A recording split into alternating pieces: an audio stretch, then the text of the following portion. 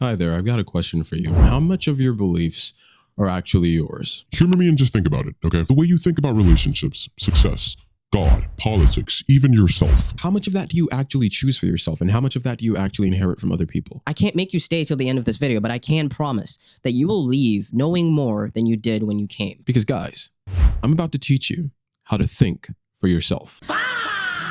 Because thinking for yourself does not mean rejecting everyone else's ideas. You don't have to look at everyone else's thoughts and want to go against them just because you want to be different. It is making sure those ideas, those imaginations, those beliefs that you have are actually yours, that they actually belong to you and not anyone else's. Because a lot of the time we consume so much information, we absorb so much around us, we've now failed to discern between something we want and something that has been given to us. We're going to start off with 3 steps: audit, question, and choose. Okay, audit. This is where independent thinking for an individual actually begins. Because when you're faced with a thought, a belief, or just anything systematic, the first question you ask yourself, okay, do I actually believe this? That's the wrong question.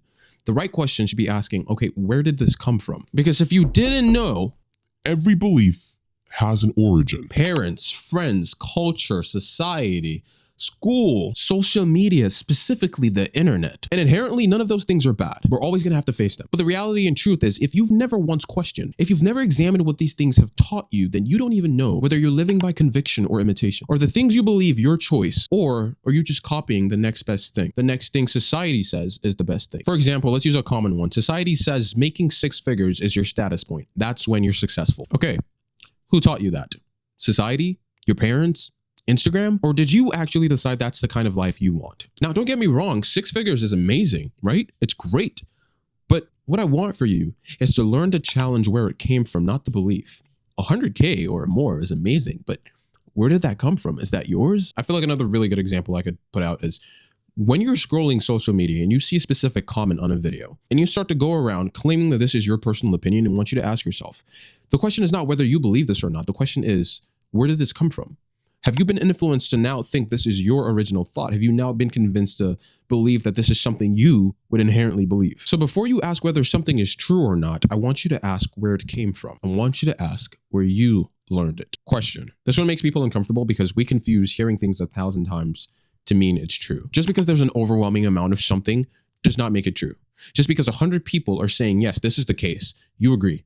It's so prevalent in the comment sections. It's so prevalent in social media because if one person goes and says something, we are now riding a bandwagon. And no one actually takes the time to actually question these things. Even my videos. If you watch a video of mine and you think to yourself, okay, I'm going to start believing this. No, I don't even want you to do that. I want you to form your own original thoughts. I want you to question things. Just because you see 50 people in my comment section agreeing with something, I need you to ask yourself, do I actually agree with this? Or is it just the large amount of people agreeing makes me want to agree? Because we hear an opinion often enough and we start to believe that it is a fact. It's true. So moving forward, I need you to ask yourself, how do I know this is true? Not how many people believe it. Because if you base your beliefs off of how many people believe that thing, you're letting people decide what you believe. Take, for example, a lot of people love to say real men never cry.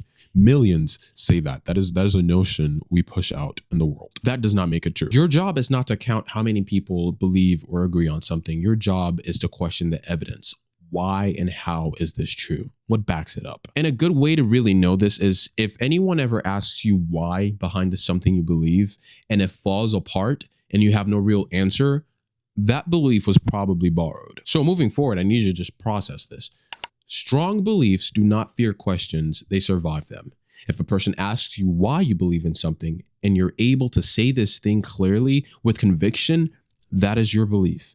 And I'm not asking you to run a mental full audit of everything, but think about it. If there's something in your life right now that you don't fully believe in or you don't fully accept as yours, ask why. If you can't answer the why behind it, there you go. And then you figure it out from there. Choose. This is the part where the world just skips. They question everything and they stand for absolutely nothing. Thinking for yourself is not rejecting every single idea, every single notion, every single belief a person puts on you.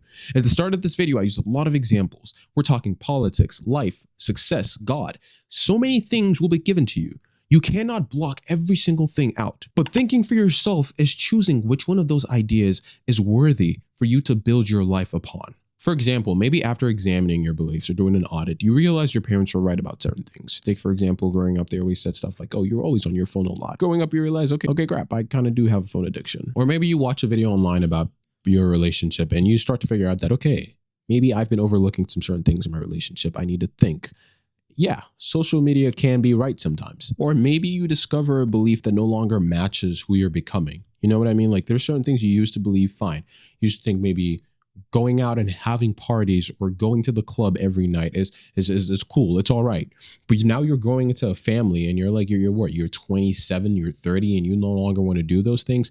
That's a changed belief. You're choosing now, right? If initially you used to believe that, okay, it was fine, and now you don't, that is a choice. You're not having to go with the bandwagon. You're choosing. Choosing is important. You got to be mature because, again, what is maturity here? Maturity is not changing your belief every week just because something new came out.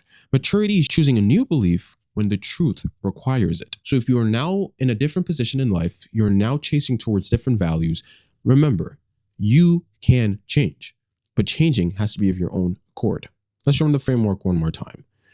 Audit your beliefs. You got to figure out where they came from. Were they given to you? Was it something you absorbed online? Or is this something you actually believe? Question them. Not because you want to destroy them, not because you want to look silly in a conversation, because you want to understand them. If you cannot defend your belief, it was not yours, it was borrowed. And lastly, choose the beliefs that survive your questions. Thinking for yourself is making sure the values, the beliefs, the choices you have that you want to live by have been examined by you, and they are things that you are choosing for yourself. I believe every single person has the capacity to think for themselves. And in a world like this, where it is so prevalent that we are consuming, like I mentioned at the start, at an alarming rate, we have to be able to discern and decide what is for us and what isn't.